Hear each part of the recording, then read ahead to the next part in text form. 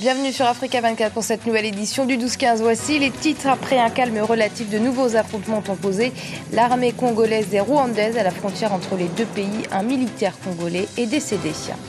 Nouvelle réunion consacrée au groupe terroriste Boko Haram très actif au Nigeria. Les pourparlers auront lieu cette fois-ci à Londres. Et la Coupe du Monde débute ce jeudi au Brésil. Cérémonie d'ouverture, première rencontre. Nous évoquerons tous ces sujets avec notre journaliste sportif José Douglas en fin d'édition. Des combats ont éclaté ce mercredi à la frontière entre la République démocratique du Congo et le Rwanda. Alors que les relations sont historiquement tendues entre les deux pays, les affrontements ont opposé l'armée congolaise à l'armée rwandaise à une vingtaine de kilomètres de Goma. Un soldat congolais est décédé. Écoutez à ce propos le porte-parole du gouvernement congolais, Lambert Mende. Le gouvernement congolais constate une recrudescence de provocation de la part de nos voisins rwandais depuis que l'opération du désarmement des rebelles rwandais de FDLR a été enclenchée. On aurait pu penser que le Rwanda apprécierait que nous neutralisions une force négative qui menaçait aussi bien notre sécurité que la sécurité du Rwanda. Nous avons pris contact avec la conférence internationale sur la région des Grands Lacs, ainsi qu'avec l'Union africaine et les Nations unies pour que l'on puisse ramener à la raison les va-t-en-guerre de Kigali. Une nouvelle réunion contre la menace Boko Haram est organisée à Londres, au Royaume-Uni, ce jeudi. Un rendez-vous qui fait suite au sommet de Paris et dont le but est de faire le point sur le plan d'action global mis en place. Un sujet de Camille Thomas et Erika Oraga.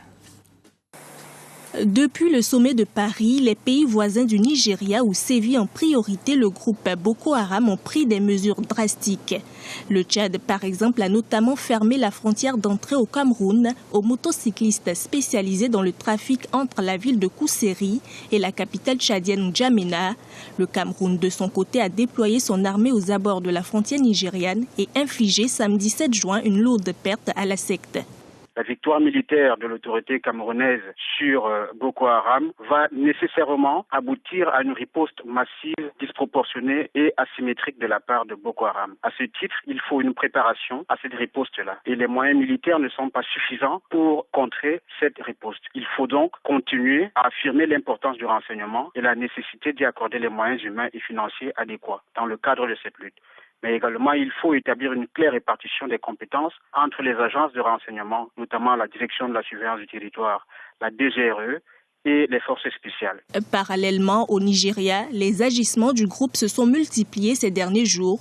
De nouvelles attaques ont eu lieu dans le nord-est du pays et de nouvelles lycéennes ont été enlevées à 8 km de Chibok dans l'état de Borno. Pour le gouvernement nigérian, il a fallu une prise de conscience de la communauté internationale après l'enlèvement des 200 lycéennes pour que ce problème terroriste-là, né de Boko Haram, soit pris en compte par les autorités nigériennes. Cela est dû, en effet, d'abord à une absence de vigilance stratégique de la part du Nigeria.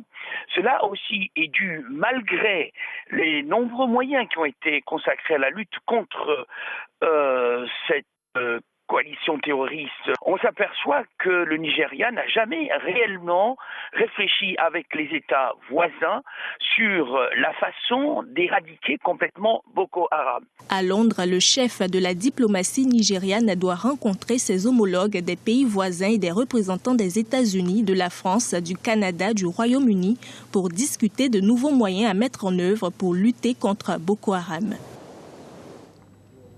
Dans le reste de l'actualité, le gouvernement malien a adopté ce mercredi un projet de loi autorisant la ratification d'un prêt de 35 milliards de francs CFA accordé par la Banque Export-Import de Chine. Un prêt qui permettra de financer la construction d'un réseau de fibres optiques. L'enseignement supérieur en Côte d'Ivoire a subi une réforme majeure depuis 2011. Toutes les universités et grandes écoles sont passées au système LMD, licence, master, doctorat. Objectif, améliorer l'employabilité des 80 000 étudiants ivoiriens, mais aussi délivrer des diplômes harmonisés avec les standards internationaux. Mais cette réforme ne semble pas très bien comprise par les étudiants, notamment ceux de l'université Félix Houphouët-Boigny de Cocody. Reportage de notre correspondant Olivier Conan. L'enseignement supérieur ivoirien à l'heure du système LMD. Le système appelé LMD, licence master doctorat, régit désormais l'enseignement supérieur en Côte d'Ivoire. Il a remplacé l'ancien format des études, décliné en licence, maîtrise, diplôme d'études approfondies, doctorat. Les étudiants ont plus de temps pour des recherches personnelles. Ce système s'applique dans les 5 universités publiques et 38 universités privées. Cependant, parmi les 90 000 étudiants ivoiriens, beaucoup n'ont pas une idée claire de cette réforme. Je crois qu'il n'y a aucune différence par rapport au système de l'année antérieure. Concernant l'enseignement, il n'a pas eu de changement. Franchement, on entend parler du système LMD, mais nous n'avons aucune idée du système LMD. Voilà, c'est juste que nous savons que nous sommes dans ce système, mais nous ne connaissons pas vraiment les contours de ce système-là. Si quelqu'un a son Master 1, il doit aller normalement en Master 2 de manière automatique. Mais dans la pratique, cette année, on nous a dit de faire un test. Les responsables de l'université de Cocody ont initié des sessions d'information et édité des brochures pour éclairer les étudiants. La réforme va améliorer leurs chances sur le marché du travail. C'est de faire en sorte qu'au bout de la formation, il y ait la professionnalisation. Que les enseignements que nous faisons aient un pendant dans le bassin de l'emploi. Le ministre Nyamia Kona fait de l'employabilité son cheval de bataille.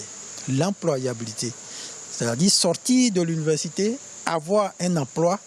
A noter que l'université Félix Houphouët-Boigny de Cocody compte 54 081 étudiants.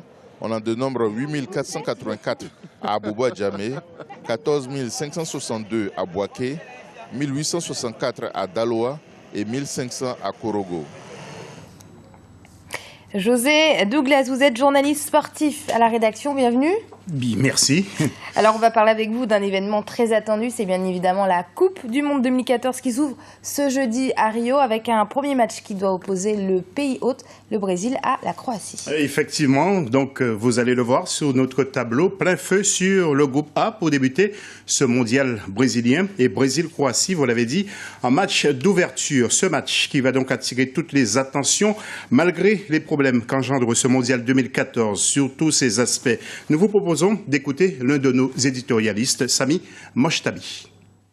Ça va être un gros test pour le Brésil, puisqu'on va vraiment voir si les crises sociales vont impacter sur la Coupe du Monde. Maintenant, je pense que pour la journée d'ouverture, il va y avoir une belle cérémonie, ça va être une belle fête, les gens vont donner du leur, je pense, et ça va être un très beau match et une très belle fête. Alors c'est une Coupe du Monde marquée cette année, José, par de nombreuses grèves et mouvements sociaux au Brésil, notamment ceux des agents du métro de Sao Paulo. Oui, nous allons y revenir tout à l'heure, mais une cérémonie d'ouverture justement qui verra la participation de la chanteuse américaine Jennifer Lopez aux côtés de la brésilienne Claudia Leite et le groupe brésilien de percussion Holodome et le show de Pitbull. Jennifer Lopez qui avait d'ailleurs annoncé son retrait à la cérémonie d'ouverture de ce mondial, mais elle est revenue sur sa décision et la FIFA s'en est réjouie. Donc c'est une très très grande surprise et une belle surprise, José. Donc justement, on parlait des nombreuses grèves et mouvements sociaux, notamment ceux des agents du métro de Sao Paulo. Oui, effectivement, tout le monde s'inquiétait pour cette première journée du mondial où les agents du métro, justement, avaient menacé de faire grève pour une augmentation de salaire due aussi au taux de l'inflation au Brésil. Mais la menace n'a pas été mise à exécution et ils se sont rassemblés à Sao Paulo avec leur leader syndical, mais tout le monde reste encore sous pression. Merci José, et bien sûr pour l'actualité de la Coupe du Monde, c'est avec vous tous les jours avec un AFC et un journal spécial mondial 2014. Et c'est la fin de ce journal, il a été réalisé par l'ensemble de la rédaction. Merci de l'avoir suivi. Dans un instant, une nouvelle édition de l'actualité sur Africa 24.